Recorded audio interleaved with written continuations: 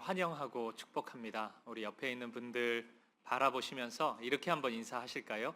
모든 것이 하나님의 은혜입니다. 우리 그렇게 인사하겠습니다. 모든 것이 하나님의 은혜입니다. 하나님의 은혜입니다.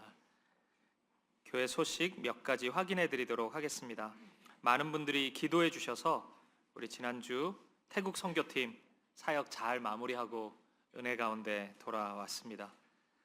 그 은혜의 흔적들이 또 우리 사김의 교회에도 고스란히 잘 새겨질 수 있었으면 좋겠습니다. 이제 청년부 사역이 남아 있는데요. 우리 다가오는 목요일부터 토요일까지 우리 청년부 여름 수련회 진행됩니다. 많은 프로그램들이 준비되어 있는데 우리 청년들 많이 참석해서 은혜 누릴 수 있도록 기도해 주시고 또 주변에 있는 청년들 많이 권면해서 참석할 수 있도록 이야기해 주시면 좋겠습니다.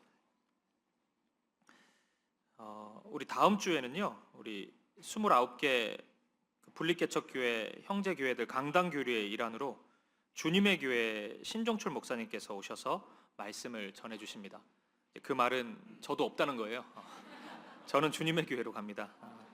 일산으로 가게 됐는데 어떻게 가나 주일날 일산이 먼데 아마 이분도 그 생각을 하고 계실 것 같은데 하필 이렇게 돼가지고 또 기도 많이 해주시고 신종철 목사님은 그 분당우리 교회에서 청소년 사역을 굉장히 오랫동안 하셨던 분입니다. 그래서 우리 교회 꼭 한번 와보고 싶다고 계속 노래를 불렀는데 이렇게 오게 됐습니다. 큰 은혜가 있을 줄 알고 많이 기도해 주시면 좋겠습니다. 우리 교회 광고들 잘 확인해 주시고요. 또 기도해 주시면 좋겠습니다. 우리 하나님 말씀 보실까요? 이 시간 우리에게 주신 하나님의 말씀은 신약성경 누가복음 10장 25절부터 37절까지 말씀입니다. 오늘도 우리 다 함께 자리에서 일어나셔서 이 말씀 저와 여러분이 한 절씩 교독하도록 하겠습니다. 25절 말씀을 제가 먼저 읽겠습니다. 어떤 율법 교사가 일어나 예수를 시험하여 이르되 선생님, 내가 무엇을 하여야 영생을 얻으리이까? 예수께서 이르시되 율법에 무엇이라 기록되었으며 내가 어떻게 읽느냐? 대답하여 이르되 내 마음을 다하며 목숨을 다하며 힘을 다하며 뜻을 다하여 주 너의 하나님을 사랑하고 또한 내 이웃을 내 자신같이 사랑하라 하였나이다.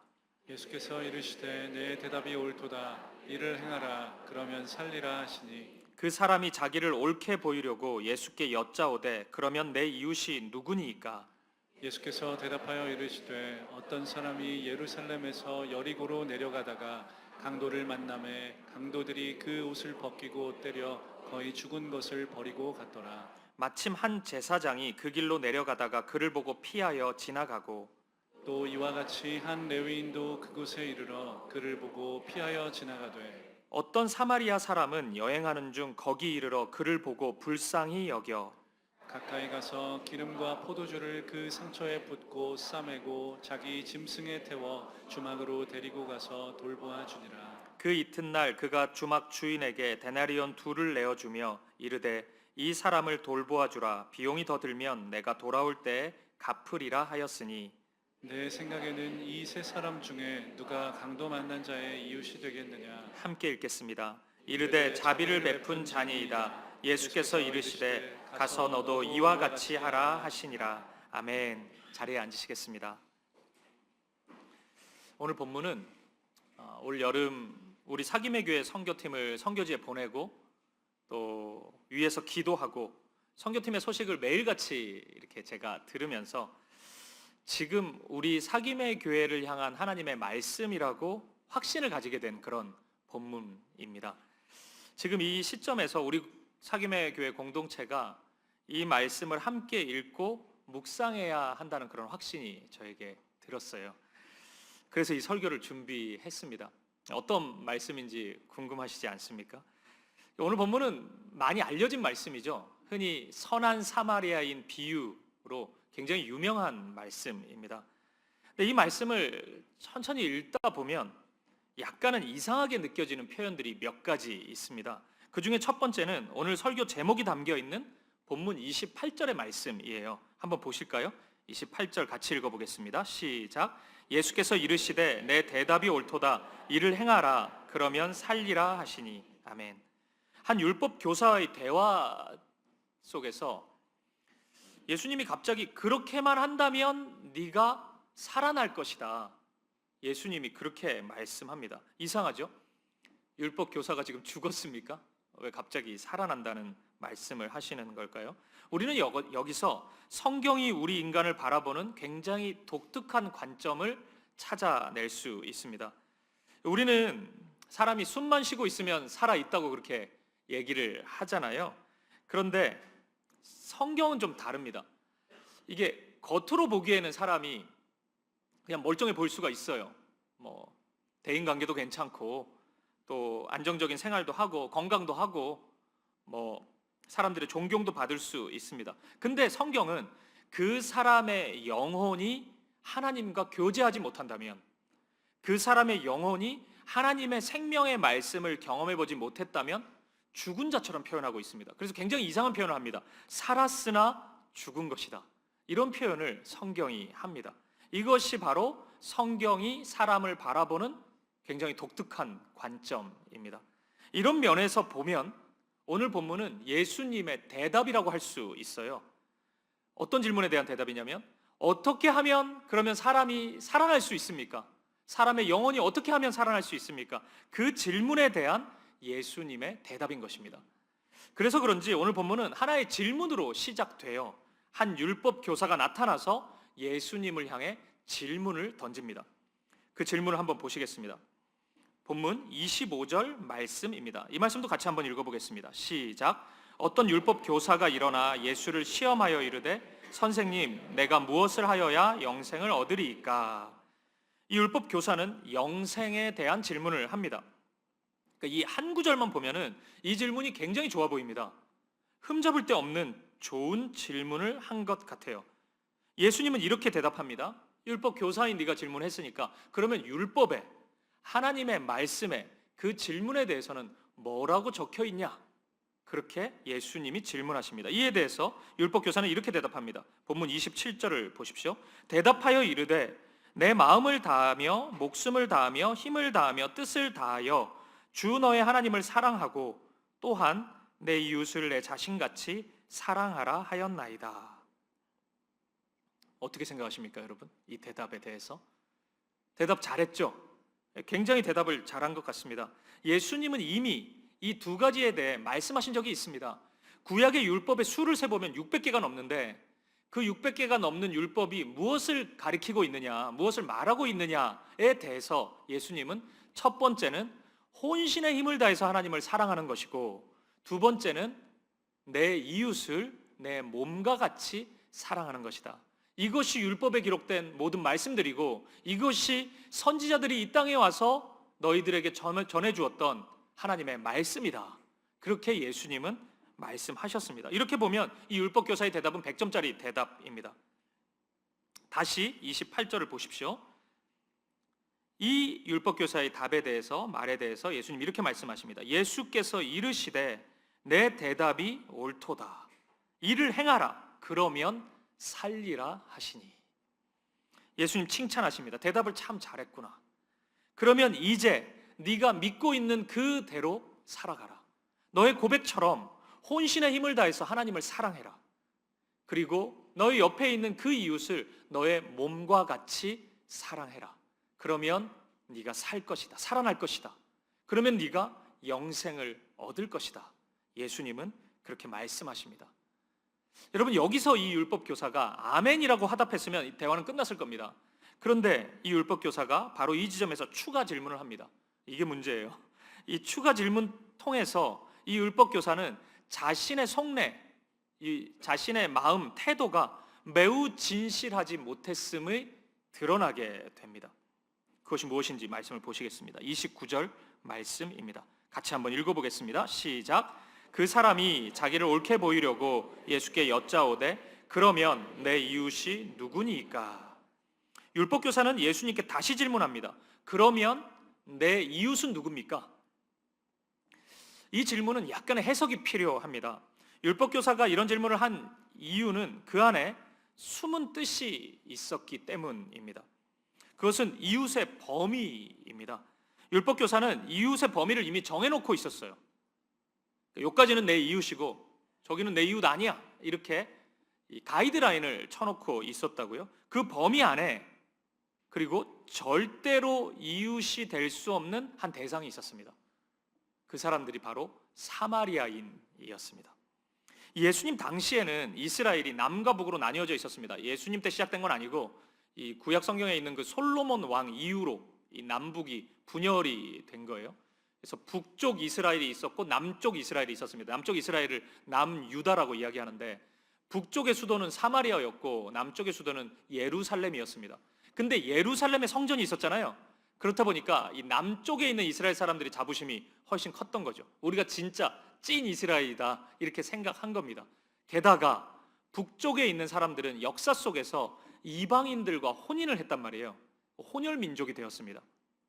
그렇다 보니까 이 남쪽에 있는 이스라엘 사람들은, 남유다 사람들은 북쪽 사마리아 사람들이 짐승보다도 못하다고 생각했습니다.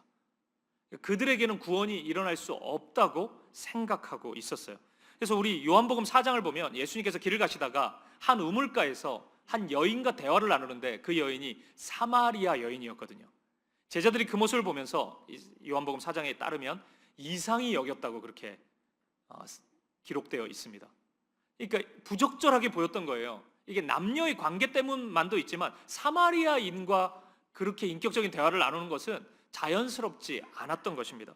오늘 본문의 율법교사는 바로 이러한 생각, 자신들이 오랜 시간 가졌던 사마리아인에 대한 편견을 예수님 앞에서도 주장하려고 했던 것입니다.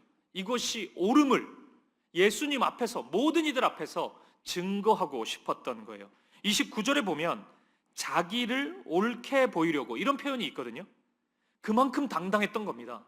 그만큼 사마리아인은 차별받아도 마땅하다고 생각하고 있었던 거예요. 그리고 사마리아인 제외하고는, 그런 이방인들 제외하고는 그럭저럭 사랑을 잘하고 있는데 나는, 이런 인정도 받고 싶었던 것입니다.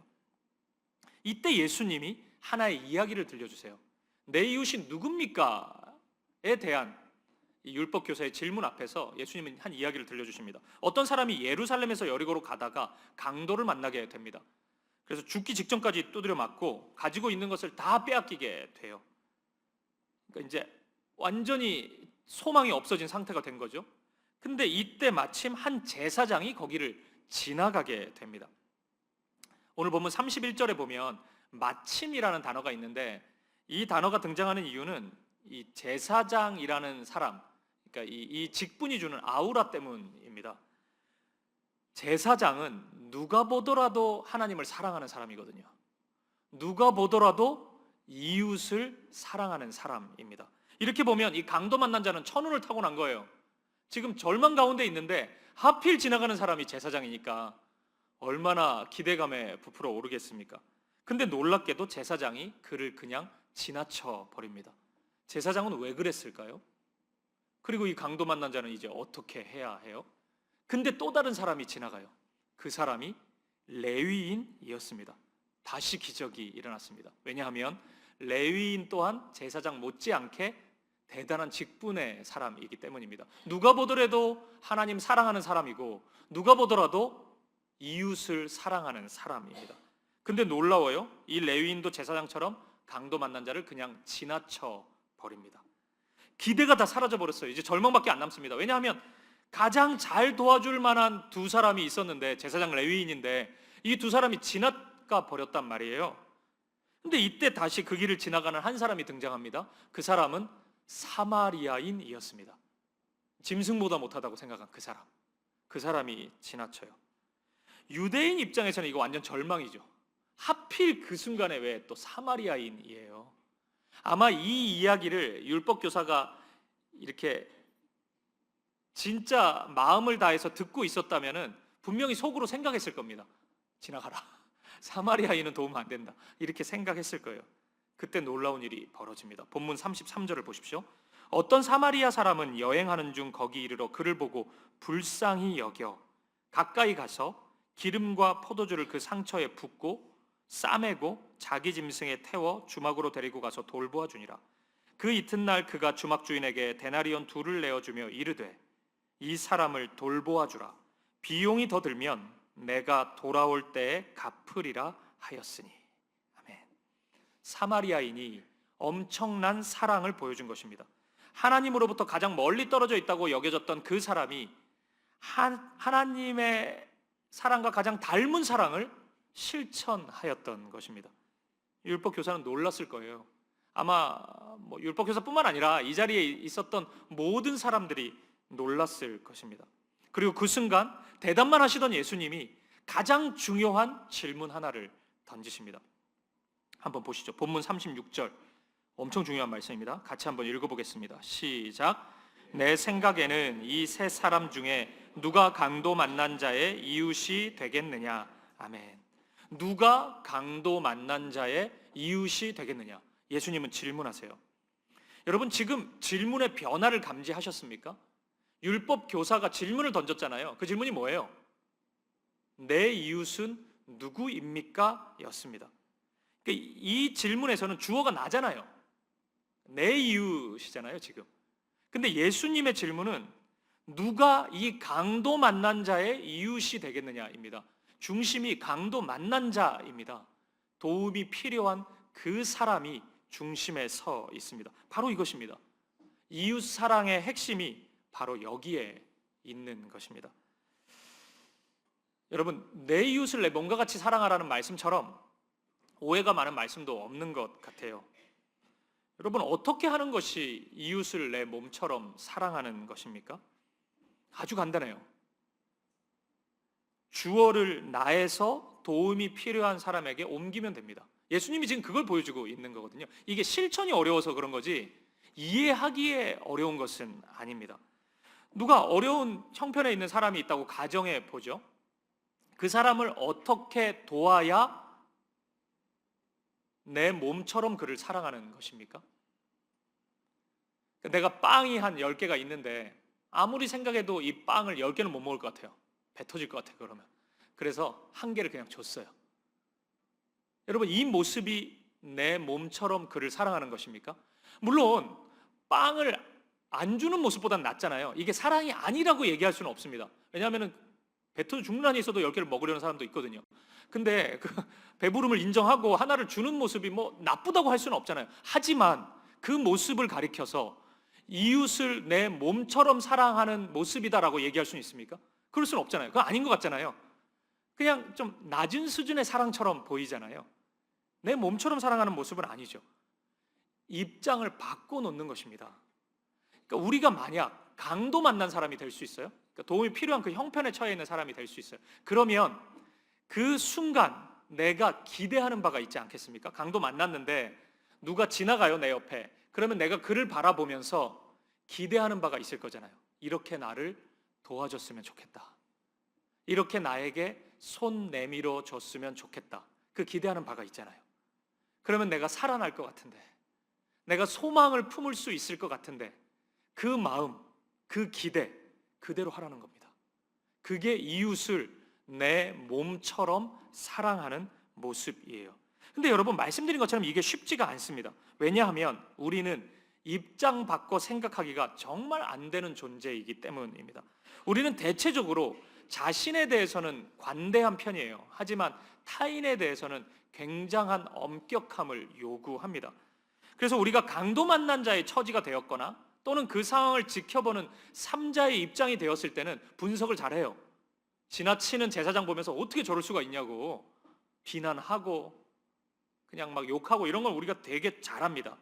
그런데 막상 그 입장이 되면, 제사장의 입장이 되면 온갖 이유를 다 가지고 와서 그 강도 만난 자를 도와주지 못하는 것, 외면하는 것을 정당화합니다. 나는 이래서 하지 못했고 저래서 하지 못했다고 항변해요.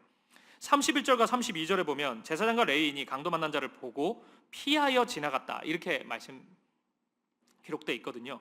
이런 거 가지고도 우리는 변호해요, 우리 스스로를. 그래도 보고 지나가지 않았냐고, 제사장은. 그냥 보지도 않고 지나가는 사람도 있는데 그래도 좀 나은 거 아니냐고 이런 식으로 자기 자랑하고 이런 식으로 스스로를 변호합니다. 하지만 여러분, 기억하셔야 됩니다. 물론 그냥 지나친 것보다는 나을 수 있지만, 한번 봤으니까 또 한번 아파했으니까 나을 수는 있지만, 이 모습이 내 이웃을 내 몸과 같이 사랑하라는 말씀이 실현되는 모습은 아니라는 것입니다. 되게 나쁘고 되게 악한 모습은 아니죠. 하지만 내 몸과 같이 그를 사랑하는 모습은 아니라는 것을 우리는 인정해야 합니다. 그래서 이웃사랑이 어려운 겁니다. 이거 인정하기가 어렵기 때문입니다. 우리가 자기 객관화가 좀처럼 잘 안 되는 존재이기 때문에 그래요. 근데 여러분, 하나님의 사랑이 우리를 그 일을 하도록 가능케 만들어줍니다.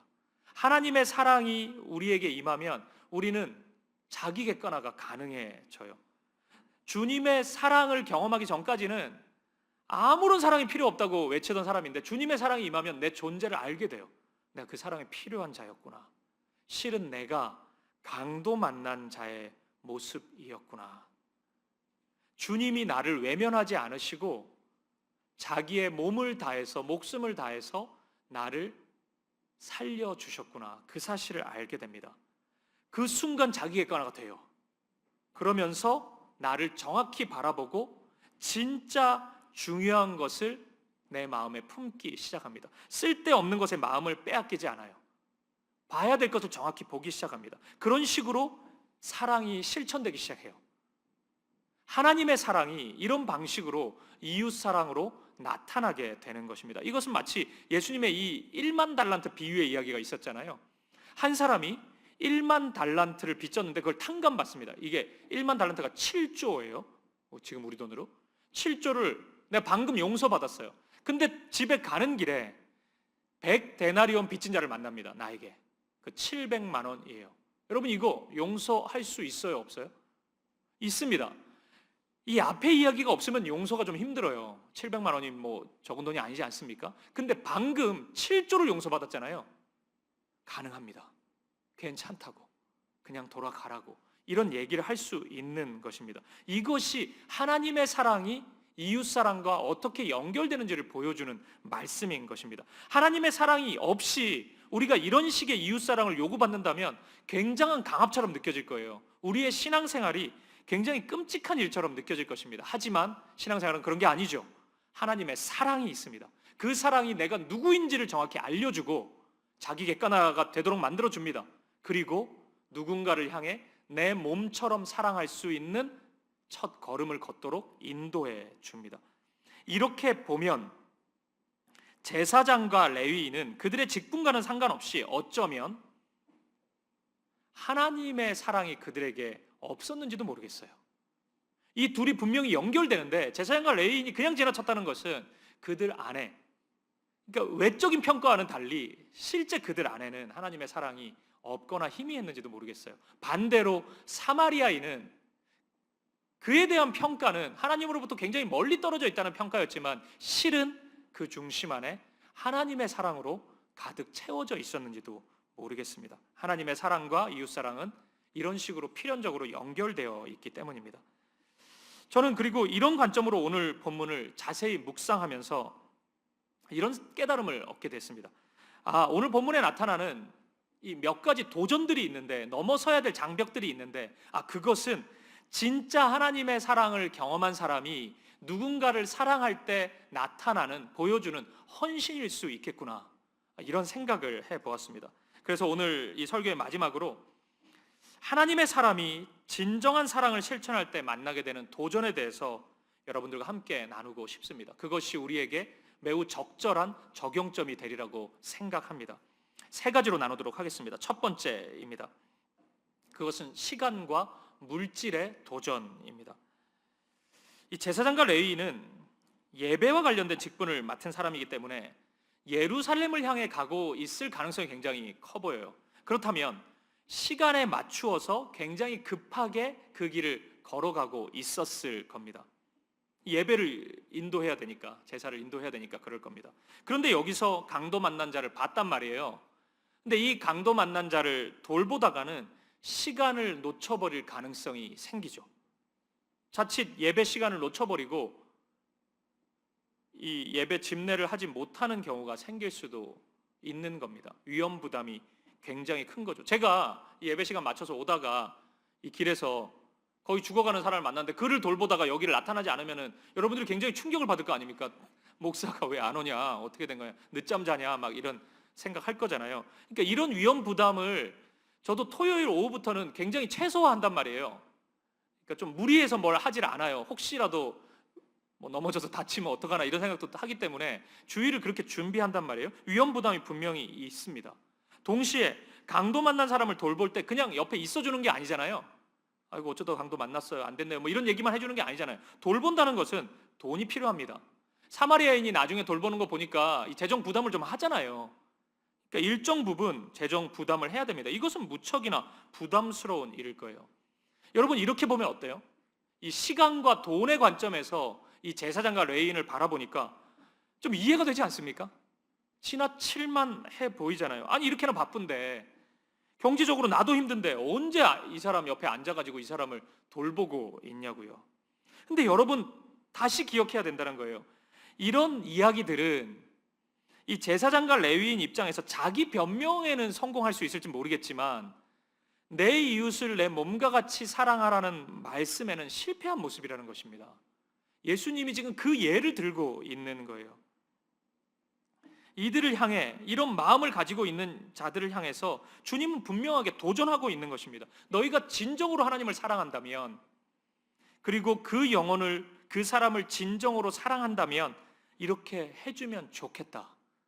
우리 주님은 도전하고 있는 것입니다. 사랑하는 여러분, 오늘 저와 여러분에게 말로만 하는 사랑, 말로만 하는 헌신이 있지 않기를 바랍니다. 특히 시간에 대해서 그럴 수 있기를 바라요.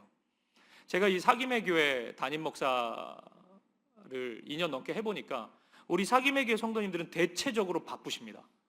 그러니까 이거는 제가 뭐 놀리는 게 아니고 실제. 그래서 때때로는 좀 자부심도 들어요. 아, 굉장히 삶을 열심히 살아가시는구나. 그 모습이 대체적으로 좋게 보여요. 그러니까 모두가 다 바쁜 것 같아요. 근데 여러분 오늘 이 말씀 앞에서 우리의 그 바쁨이 이 제사장과 레위인의 변명의 모습은 아닌지 좀 봤으면 좋겠어요. 내가 너무 바쁩니다. 그래서 나 오늘도 이 강도 만난 자를 지나칠 수밖에 없다고. 나는 내일도 지나칠 거고 내년에도 지나칠 거라고 이렇게 당당하게 외치는 모습은 없는지 우리가 돌아보았으면 좋겠어요. 그거 다 변명이기 때문입니다. 저는 이 얘기를 뭐 여러분들 시간 내 가지고 교회 매일 오세요 이 얘기를 하는 게 아닙니다. 지금 우리는 사역이 많지 않기 때문에 안 오셔도 돼요. 근데 진짜 하나님 나라의 일, 하나님께 영광 돌리는 그 일 앞에서 이런 변명하고 있지는 않은지 돌아보자고요. 내가 그 시간 아까워하면서 하나님 말씀 듣는 시간도, 말씀 읽는 시간도, 하나님과 가까이 하는 시간도, 하나님이 정말 기뻐하는 그 일에 헌신하는 그것조차도 시간 아까워하면서 나를 드리지 못하는 모습이 없는지 우리가 돌아보았으면 좋겠습니다. 기꺼이 시간을 헌신해 볼 수 있기를 바랍니다. 물질도 헌신해 볼 수 있기를 바랍니다. 그 도전을 기꺼이 넘어서 보는 저와 여러분 될 수 있기를 주님의 이름으로 간절히 축복합니다. 그리고 두 번째 도전입니다. 그것은 자기 사랑과 자랑의 도전입니다. 다시 오늘 본문 시작인 25절 말씀을 보십시오. 어떤 율법 교사가 일어나 예수를 시험하여 이르되 선생님, 내가 무엇을 하여야 영생을 얻으리이까? 율법 교사가 질문을 하는 의도가 이 한 구절에 담겨 있습니다. 무엇이죠? 예수를 시험하려고, 예수님을 시험하기 위해서였습니다. 무엇을 하여야 영생을 얻습니까? 이게 질문이잖아요. 근데 가만히 이 질문을 들여다보면은 이 질문에는 나는 뭘 하고 있다는 그 의미가 좀 내포되어 있어요. 그러니까 뭔가 내가 하고 있는 게 있는데 그게 하나님 앞에서 옳다고 지금 확신을 가지고 있는데 그거 자랑하고 싶은 겁니다. 그걸 지금 얘기해 주고 싶은 거예요. 29절의 말씀도 다시 한번 보세요. 그 사람이 자기를 옳게 보이려고 예수께 여짜오되 그러면 내 이웃이 누구니까? 자기를 옳게 보이려는 마음이 있었던 것입니다. 이 율법 교사는 교만했던 거예요. 자신의 뜻, 자신의 생각이 항상 옳다고 생각했던 사람입니다.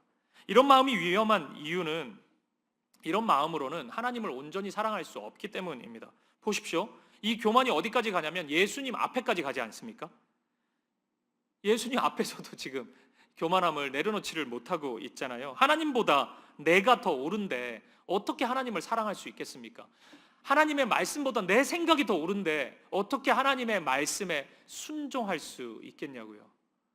동시에 이런 마음으로는 누군가를 제대로 사랑할 수도 없습니다. 저 사람보다 내가 더 나은데 어떻게 저 사람을 존중할 수가 있겠냐고요. 바보같이 왜 강도를 만났냐고.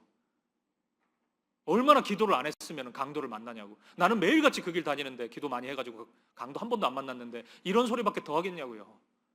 모든 면에서 자기 자랑이고 자기를 내세우고 하나님이 나와 함께 있다는 생각만 하고 있고 결코 그의 아픔을 공감하거나 그를 사랑하지는 못할 것입니다. 저는 우리 사김의 교회 안에 이런 식의 교만이 없기를 간절히 바랍니다.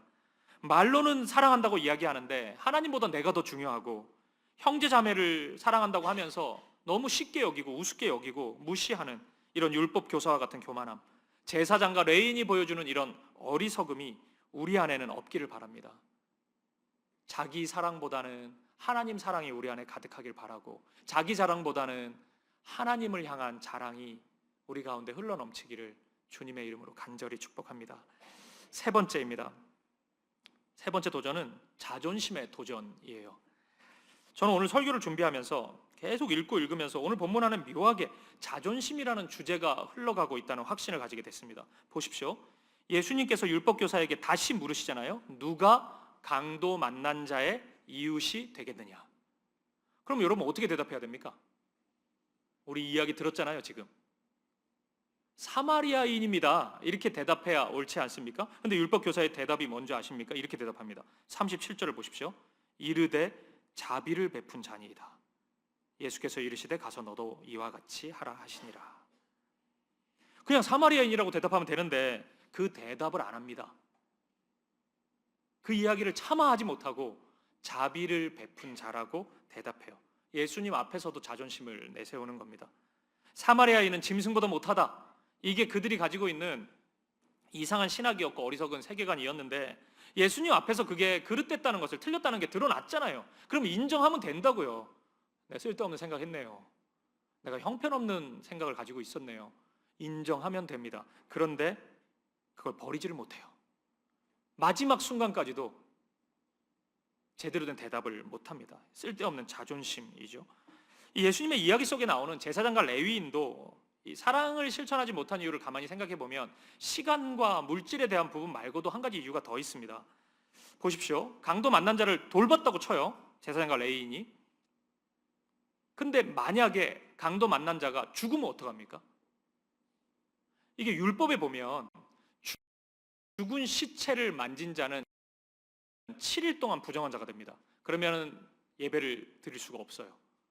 지금 제사장과 레위인은 그거 하는 사람인데 부정해지면 어떡해요? 그러니까 만질 수가 없는 거죠. 이런 마음은 죽음에 이를 가능성이 있는 사람을 철저히 외면하게 만들었을 겁니다. 제사장과 레위인은 오히려 그들을 사랑하지 못했을 거예요. 눈앞에 사람이 죽어가고 있는데도 그 생각을 포기하지 못했던 것입니다.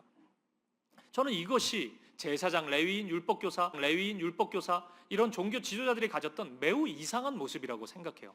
이들은 율법, 토라, 하나님의 말씀을 그 누구보다도 사랑한다고 자부했습니다. 근데 그 토라의 말씀, 율법의 말씀은 사랑을 이야기하고 있거든요. 하나님의 사랑, 이웃 사랑이지 않습니까? 사랑을 가리키고 있다고요. 근데 이들은 율법을 사랑한다고 하면서 하나님을 사랑하지 않았습니다. 율법을 사랑한다고 하면서 이웃을 사랑하지 않았어요. 예수님이 이것을 지적하고 있는 거예요. 이 땅에 오셔서 종교 지도자를 만나서 그래 잘한다. 근데 그 말씀이 가리키는 것이 무엇인지 아느냐? 그거 하나님 사랑하는 거다. 네 옆에 있는 형제를 사랑하는 거고 이웃을 사랑하는 거고 심지어는 원수까지도 사랑하는 것이다. 예수님이 그 말씀하는 겁니다. 근데 그 말씀 앞에서 깨어지면 되는데 내려놓지를 못하는 겁니다. 안식일 지킨다고 하면서 사람이 죽어가고 있는데도 외면해요. 그리고 잘했다고 생각하는 거예요. 안식일 날은 아무것도 하는 게 아니니까 사람이 죽든지 말든지 나는 안식일 잘 지켰다. 하나님께 복 받겠네. 신앙생활 잘하고 있네. 이런 식으로 생각했던 것입니다. 이것이 이들의 오류예요. 저는 우리가 신앙생활을 하면서 나타나는 뭐 아름다운 신앙의 전통이 있을 수도 있고 또 우리 가운데 생겨나는 문화가 있을 수도 있잖아요. 그런 것은 그것대로 지켜야 한다는 생각이지만 그것이 절대적일 수는 없다고 생각합니다. 그것이 사람의 목숨보다 중요할 수 없고 그것이 하나님 나라의 영광이나 하나님의 사랑을 실천하는 것보다 더 중요할 수는 없다고 생각해요.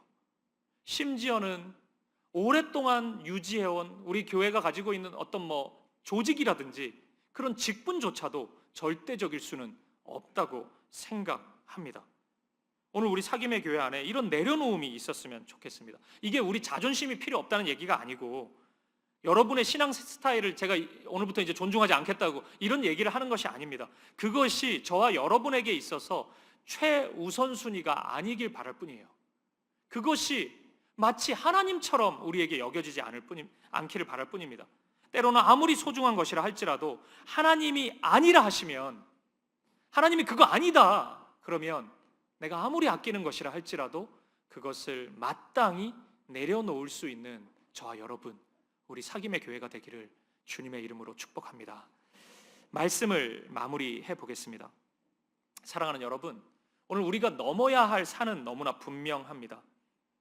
지금 그러면 살리라, 그것이 핵심 아닙니까? 영혼이 살아난다는 거예요. 잘 생각해 보십시오. 내 시간을 아끼고 내 물질을 아끼면, 제사장과 레인이 그거 아꼈어요? 그러면 강도 만난 자가 살아납니까? 아니면 나는 살아나요? 제사장은 살아납니까? 내 영혼이 살아났다, 너무 기쁘다, 저 사람 안 돌봐가지고 내 시간도 세이브하고 물질도 아끼고 너무 좋다, 그게 살아나는 겁니까? 아니겠죠. 그러면 자기 사랑, 자기 자랑 이거 지켜내면은 영혼이 살아납니까? 아니면 자존심은 어때요? 자존심 잘 지키면 영혼이 살아납니까? 그거 아닙니다. 분명히 아니에요. 근데 많은 분들이 그렇게 생각하고 있어요. 많은 분들이 내 시간 아끼고 내 자존심 지켜내면 나를 지켜낼 수 있다고 생각합니다. 그것은 큰 오류입니다. 오히려 그 반대예요. 주님께서 그렇게 하셨듯이 나의 것을 기꺼이 내려놓으면 그도 살고 나도 살아납니다. 그것이 우리 주님이 십자가에서 보여주신 생명의 원리예요. 주님이 말로만 우리를 구원하지 않으시고 기꺼이 인간이 되셔서 자기의 목숨을 내어주신 이유인 것입니다. 자신의 죽음과 생명을 맞교환하는 것입니다. 오늘 우리가 우리의 시간에 있어서, 물질에 있어서, 내가 사랑하는 그 무엇에 있어서, 내 자존심에 있어서 다 내려놓고 거의 죽음을 방불케 하는 사랑을 실천하기 시작한다면 분명히 영혼이 살아나는 일이 일어납니다. 그리고 동시에 내가 살아나는 일이 일어납니다. 저는 올 여름 우리 사김의 교회에서 진행된 우리 이 3번의 선교가 그것을 우리에게 잘 보여주었다고 생각해요. 일본 선교팀, 제주 선교팀, 태국 선교팀, 그리고 또 지금 준비하고 있는 몽골 선교팀까지 이 내려놓음이 가득했다고 생각합니다. 제가 이 선교팀의 준비 과정을 유심히 지켜보니까 모든 분들에게 이런 면의 헌신이 크고 작지만 있었어요. 시간의 헌신이 있었고 물질의 헌신을 했습니다. 그리고 우리의 자랑이 아니라 주님의 자랑이 되기를 원하는 마음을 품었어요. 인간적인 자존심도 다 내려놓고 오직 우리 몇 명 안 되는 이 선교팀이 하나가 되어서 하나님의 손과 발이 되기를 원하는 마음으로 준비하고 나아갔습니다. 제가 이 선교팀을 그 인솔하는 사역자들에게 당부한 것이 우리가 하고 싶은 거 하지 말고 선교 현장에서 원하는 것을 해줘야 한다. 선교사님이 원하는 것을 해줘야 한다. 이거 제가 당부했습니다. 그리고 실제로 그렇게 사역을 준비했고 사역을 펼쳤어요. 여러분, 그러자 어떤 일이 일어났는지 아십니까? 오늘 이 본문의 몇 가지 질문들을 좀 패러디한다면, 일본이 우리의 이웃입니까? 제주가 우리의 이웃입니까? 태국이 우리의 이웃입니까? 이런 질문이 사라졌어요. 처음에는 있었거든요, 이런 질문이. 왜 태국이냐고. 그리고 더 궁극적인 질문도 있었어요. 왜 선교냐고. 목사님, 거기만 힘듭니까? 우리나라는 안 힘듭니까? 뭐 이런 얘기 제가 많이 들었어요. 내 이웃이 누구냐고 이런 질문을 많이 했다고요. 근데 이 선교 이후에 제가 느끼는 게 있어요. 이런 고백으로 바뀌었어요. 우리가 일본의 이웃이 되겠습니다. 우리가 제주의 복음의 도구가 되겠습니다. 우리가 태국의 사랑의 통로가 되겠습니다. 이 고백으로 가득 채워졌어요. 그 결과 저는 굉장히 아름다운 모습을 목도했습니다. 그것은 먼저 현지의 선교사님과 목사님이 살아나는 것을 봤어요. 이제 선교가 끝나자마자 이 세 지역의 사역자분들이 약속이나 한 듯이 바로 연락을 주시더라고요. 근데 신기한 게도 모두 똑같은 고백을 하셨어요. 그러니까 사역을 너무 잘했다, 너무 좋은 팀이었다, 이런 얘기도 하셨는데, 그런 얘기는 제가 흘려 듣습니다. 뭐 누구라도 그 얘기 안 하겠냐고요. 그거는 할 거잖아요. 근데 꼭 세 분이 다 이 얘기를 하셨어요. 내가 살아났다고. 내가 이 나라와 여기 있는 사람들과 영혼을 사랑하는 마음이 다시 뜨거워졌다고. 그런 고백을 하셨어요. 워딩은 약간 달랐지만 모두 그 고백을 똑같이 하셨어요. 못 믿으실까봐 제가 이제 한 분 메시지를 한 부분만 읽어드리려고 하는데, 이 제주 모슬포 중앙교회 정주영 목사님이 보내주신 메시지 중에 한 부분이에요. 제가 한 부분만 좀 읽어드리겠습니다. 황폐하고 메마른 이 땅 제주, 그 중에서도 서쪽 최남단 모슬포 지역에 쏟아지듯 내리는 단비처럼 청년들의 눈부신 헌신은 아이들의 굳은 마음을 녹이기에 충분했습니다. 한 번도 자신의 감정을 표현하지 않던 아이들이 청년들의 손을 잡고 아쉬움에 눈물을 흘리는 것을 보면서 정말 놀랐습니다. 작고 작은 아이들이 청년들의 손을 잡고 다니는 것을 보면서 또 놀랐습니다. 7년의 사역 동안 한 번도 보지 못했던 아이들의 모습을 보면서 새롭게 저 역시 다짐을 하고 도전하는 계기가 되었습니다. 제주도, 이것은 정말 영적인 황무지나 다름없습니다. 거친 환경 속에 사람들의 심령은 굳어 있고 닫혀 있습니다. 흑암에 앉아 있는 사람들이 사는 곳, 그곳이 제주입니다. 이곳을 섬겨주신 사역의 흔적들을 잊지 않고 다시금 복음의 자리들을 만들어 가도록 하겠습니다. 제가 사실 굉장히 긴 글이었는데 제가 눈물이 났어요. 7년 동안 사역을 하면서 이 소수의 그 청소년들이나 아이들을 봤는데 이런 모습을 한 번도 보지 못했다는 거예요. 그래서 마음속에 좀 포기하고 싶은 마음도 들고 그랬는데 7년 만에 처음으로 봤다는 거예요. 이 아이들의 그런 활기찬 모습, 뭔가 복음에 반응하는 모습을. 그러면서 목사님도 다짐을 했대요. 내가 그런 사랑을 전해줘야 되겠구나. 내가 더 사랑해줘야 되겠구나. 내가 더 마음을 다하고 힘을 다해서 영혼들을 섬겨야 되겠구나. 이 다짐을 하게 됐다는 거예요. 제가 시간만 된다면은 이 세 분이 보내준 메시지를 다 소개해드리고 싶어요. 근데 아쉬울 따름이에요. 너무 다 메시지가 길어서. 이게 우리가 뭐라고, 우리 선교 팀원들 몇몇은 우리가 잘 알잖아요. 그냥 간 거잖아요. 우리 사실 대단한 사람들이 아니잖아요. 우리가 약간 무작위로 뽑아간 느낌이 있었잖아요. 근데 우리의 그 작은 헌신, 내려놓음을 통해서 살아나는 경험을 우리가 한 겁니다. 10여 년 넘게 선교지에 있었던 선교사님이 살아났대요. 너무 감격스러운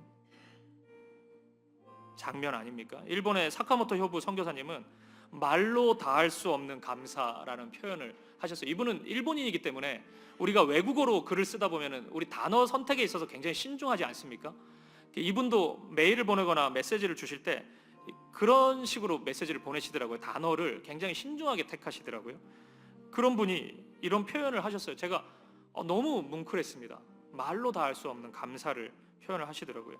태국의 조동호 선교사님은 우리 20명의 팀원들에게 한 명 한 명에게 선물을 주셨더라고요. 한 명 한 명에게. 그 팀원들은 그냥 웃으면서 그걸 받아왔던데 제가 그걸 해석을 해줘야 되겠다 생각을 했는데, 제가 수십 번의 선교를 갔지만 선교사님이 그 많은 팀원들에게 한 명 한 명에게 선물을 주는 건 본 적이 없어요. 제가. 그거는 되게 힘든 일이에요. 근데 선교사님이 그렇게 하신 것 같아요. 저에게 가장 잘 준비되고 가장 사랑이 많은 팀이었다고 이런 고백을 해 주시더라고요. 제가 참 기뻤습니다. 우리가 뭐라고 이런 생명의 열매를 볼 수 있나 이런 생각을 했어요. 그런데 여러분, 진짜 살아난 대상은 우리입니다. 우리 선교 팀원들이 살아났어요.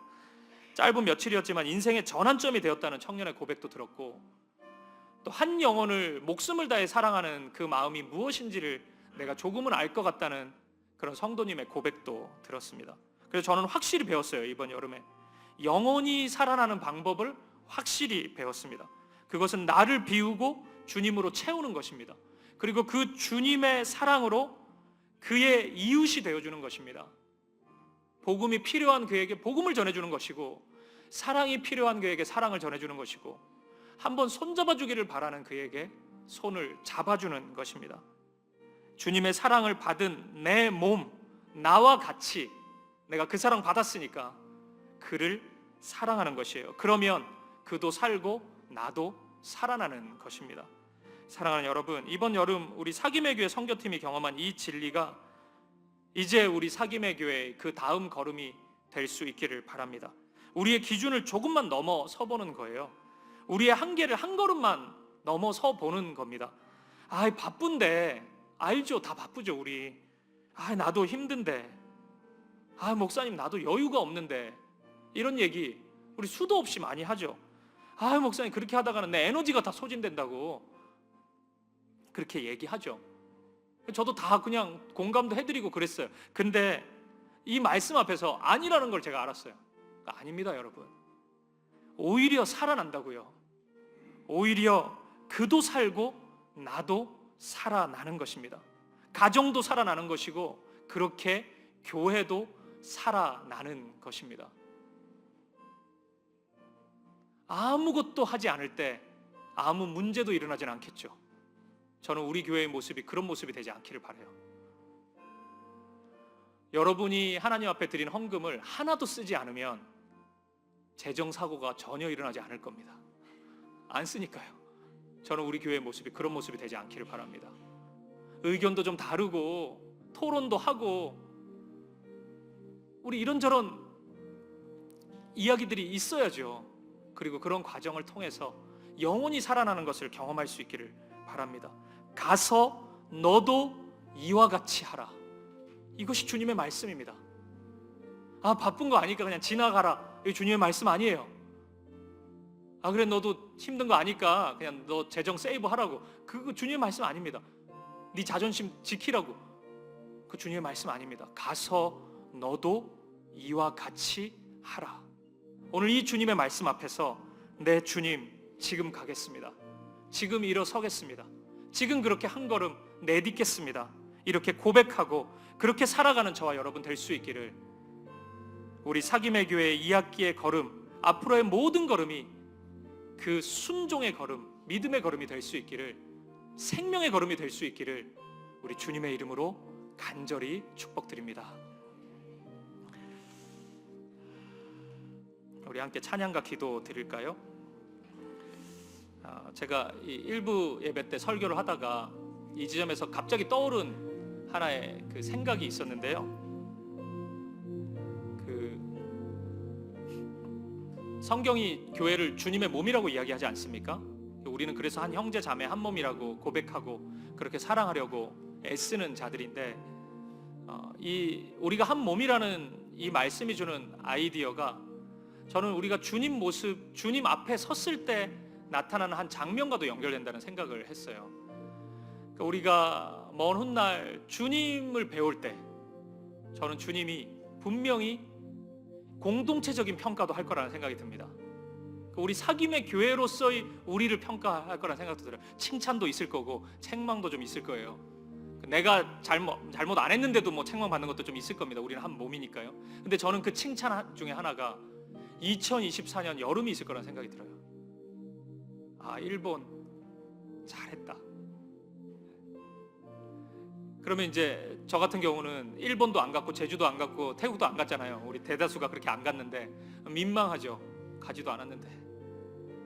근데 저는 그것이 생명을 전해주는 하나의 또 방법이라는 생각이 들어요. 오늘 이 여름에 우리 이 선교 사역했던 그 소수의 사람들의, 지체들의 헌신 때문에 우리 그 칭찬 받을 수 있을 거라는 생각이 들어요. 여러분, 이 칭찬이 너무 민망하게 느껴지신다면은 그러면 가세요. 가든지 보내든지 뭐 기도하든지 이거 하면 됩니다. 저는 저와 여러분 모두가 그 순간에 그때 내가 그 사역을 위해서 짧게 기도했던 그 시간을 주님이 기억하시는구나, 그 감격이 있기를 바랍니다. 그것이 우리를 살릴 것입니다. 그리고 매일의 우리의 사역 속에서 그 하나님 앞에서의 그 장면을 꿈꿀 수 있길 바랍니다. 그도 살고 나도 사는 것입니다. 가서 이와 같이 하라는 그 말씀에 우리가 그렇게 순종할 수 있길 바랍니다. 이 시간 우리 나는 주를 섬기는 것에 후회가 없습니다. 우리 이 찬양 우리의 고백으로 드리면서 우리가 하나님 앞에 나아갔으면 좋겠습니다. 우리 함께 고백합시다. 나의 평생에 가장 복된 일은, 나의 평생에 가장 복된 일을 내가 예수님을 만난 것이라. 나의 평생에 가장 잘한 일을 내가 예수님을 주로 섬긴 것이. 이 세상 살 동안, 이 세상 살 동안 내가 걷는 길이 때론 험하여서 넘어질 때도 주의 강한 손 나를 붙드시니 나는 예수님만 주로 섬기며 살겠습니다. 주로 섬기며 나는 주를 섬기는 것에 후회가 없습니다. 나는 주를 섬기는 것에 후회가 없습니다. 내가 걸어온 모든 시간 다 주의 은혜니, 내가 걸어갈 모든 날도 주만 섬기며 살리. 오직 예수 이름 부르며 살아가리. 우리 다시 한번 고백하실까요? 나의 평생에 가장 복된 일은, 나의 평생에 가장 복된 일은 내가 예수님을 만난 것이라. 나의 평생에 가장 잘한 일은 내가 예수님을 주로 섬긴 것. 이 세상 살 동안, 이 세상 살 동안 내가 걷는 길이 때론 험하여서 넘어질 때도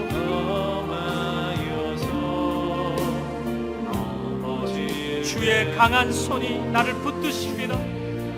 손이 나를 붙드시니 나는 예수님만 주로 섬기며 나는 주를 섬기는 것에 후회가 없습니다. 나는 주를 섬기는 것에 후회가 없습니다.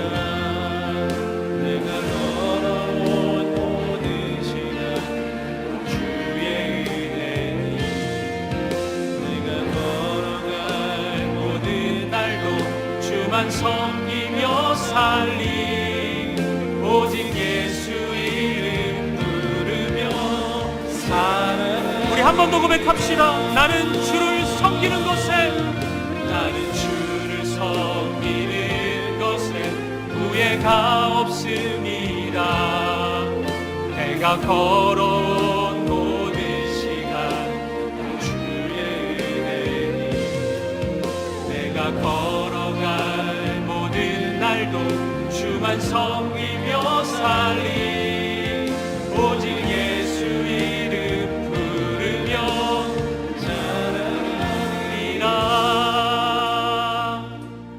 우리 함께 기도하며 나아갈 때 오늘 우리의 모습을 돌아보시면서, 오늘 나의 모습이 이 율법 교사의 모습과 같습니다. 제사장의 모습과 같고 레위인의 모습과 같습니다.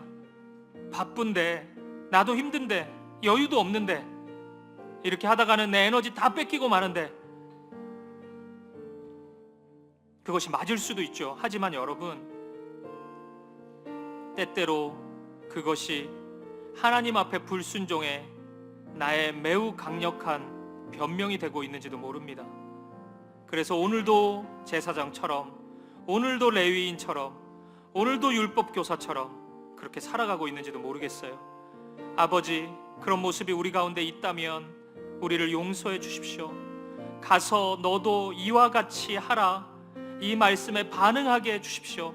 그러면 살아나리라 약속하시는 그 말씀 붙잡고 내가 진정으로 살아나기를 소망하는 그 한 영혼을 품게 해주시고 기꺼이 나의 것을 내어줄 수 있는 삶을 살게 하여 주옵소서. 그리고 그러기 위해서 주님으로 가득 채워져야 되겠습니다. 주의 말씀으로 채워주시고 주의 사랑으로 채워주시옵소서. 살아나는 역사가 우리의 삶 가운데, 우리의 가정 가운데, 이 교회 가운데 나타나게 하여 주옵소서. 우리 기도 제목 가지고 한 마음과 한 뜻으로 기도하며 나아가겠습니다. 함께 기도하시겠습니다. 살아계신 아버지 하나님, 우리를 붙잡아 주시옵소서. 우리를 불쌍히 여겨 주시옵소서. 생명의 역사를 경험하게 하여 주시옵소서. 날마다 매 순간마다 하나님 우리에게 말씀하신 음성대로 아버지 하나님, 따라가며 살겠습니다. 오늘 제사장의 변명이, 레위인의 변명이, 오늘 율법교사의 어리석은 자랑이 우리의 모습이 아니기를 원합니다. 주님 붙잡아 주시옵소서. 아버지 하나님, 생명의 역사를 우리의 삶 속에 보게 하여 주시옵소서. 그도 살아나고 나도 살아나는 하나님의 생명의 역사가 삶 가운데, 우리의 가정 가운데, 이 교회 가운데 시작되게 하여 주옵소서. 주님 인도하여 주시옵소서.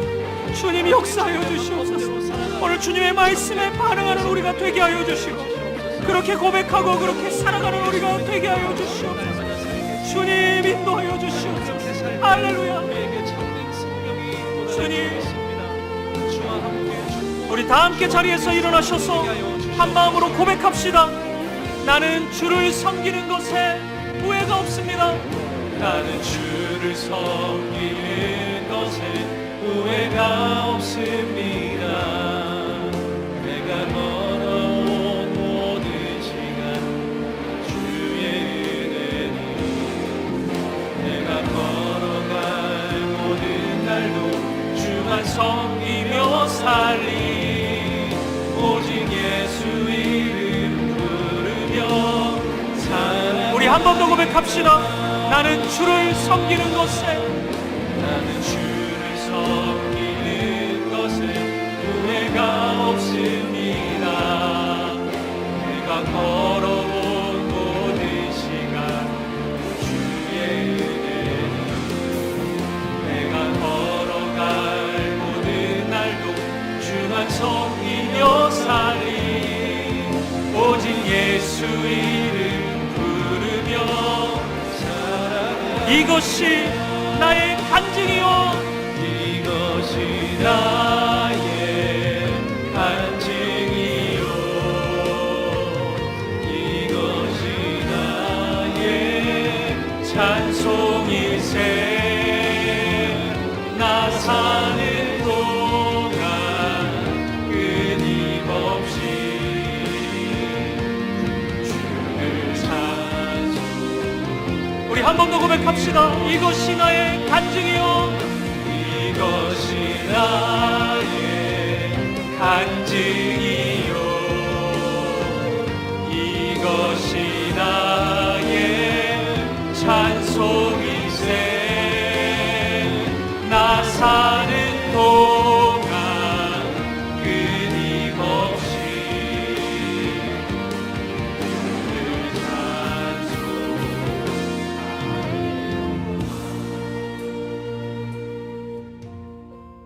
주님, 그렇습니다. 이것이 오늘 이 말씀이, 이 찬양의 고백이 우리의 간증입니다. 이것이 우리의 찬송의 이유입니다. 주님이 내 안에 거하시기에 나를 강도 만난 자로 여겨주시고 죽음의 문턱에서 소망이 없이 살아가던 나를 자신의 몸과 같이 목숨을 내어주시는 그 사랑으로 살려주셨기에, 그 사랑이 내 안에 충만하기에 나도 그 길을 외면하지 않습니다. 주님, 가서 너도 이와 같이 하라. 이 주님의 말씀 앞에서 순종으로 화답하는 우리가 되게 하여 주옵소서. 부족하고 연약함 투성이이지만 주님이 원하신다면 주님의 작은 도구가 되어서 그 사랑, 그 복음, 그 능력을 전하는 자가 되게 하여 주옵소서. 때로 지친 마음, 상실한 그런 마음, 무너지는 마음 가질 수 있지만 그 끝자리에 경험되는 생명의 역사를 보게 하여 주옵소서. 그도 살고 나도 살아나는 역사를 보게 하여 주옵소서. 올 여름 우리를 통하여 선교사님과 사역자들 마음의 회복을 이루셨던 주님, 사역의 현장에서 복음의 역사를 이루셨던 주님, 오늘 그 살아남의 역사가 우리 사김의 교회 구석구석에 흘러가게 하시고 끝없이 나도 살고 그도 살고 함께 살아나는 생명의 은혜를 경험케 하여 주옵소서. 그렇게 고백하고 그렇게 살아가는 우리 되게 하시고, 그런 우리 사김의 교회의 2학기의 걸음, 앞으로의 모든 걸음이 되게 하여 주옵소서. 주님, 살아남의 역사가 삶 가운데 시작되게 하여 주옵소서. 그 역사가 우리 가정에서도 시작되게 하여 주옵소서. 이 교회의 사역의 모든 자리에 주님 열매 맺게 하여 주옵소서. 그렇게 함께 하실 주님, 그렇게 생명으로 역사하실 주님을 찬양합니다. 감사와 찬양을 드리며 살아계신 예수 그리스도 이름으로 기도합니다. 아멘. 이제는 주 예수 그리스도의 은혜와 하나님 아버지의 사랑과 성령의 아름다운 사귐이, 그리고 살아내시는 생명의 역사가 가서 너도 이와 같이 하라는 말씀에 순종하여 내 안에 있는 예수의 복음, 예수의 사랑을 강도 만난 자의 이웃이 되어 그들에게 전하고 흘려보내주기로 결정하는, 그렇게 소망하는, 사랑하는 사김의 교회 성도님들 머리머리 위에, 이들의 삶과 가정 가운데 이 사김의 교회의 모든 사역의 걸음마다 이제로부터 영원까지 함께 있을지어다. 아멘. 아멘.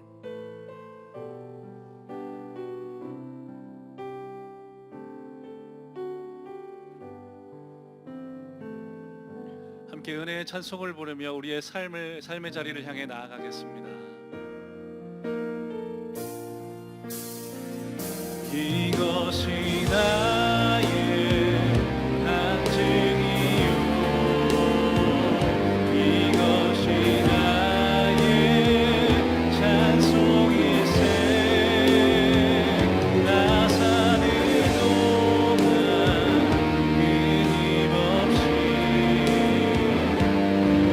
늘 찬송하리로다. 이것이 나의 간증이요,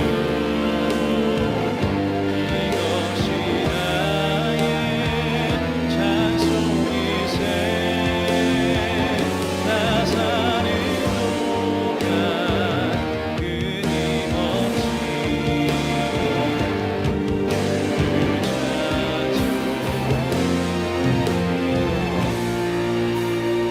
예수 그리스도의 충만한 생명 가운데 사시는 한 주간의 삶이 되시길 주님의 이름으로 축복합니다. 아멘.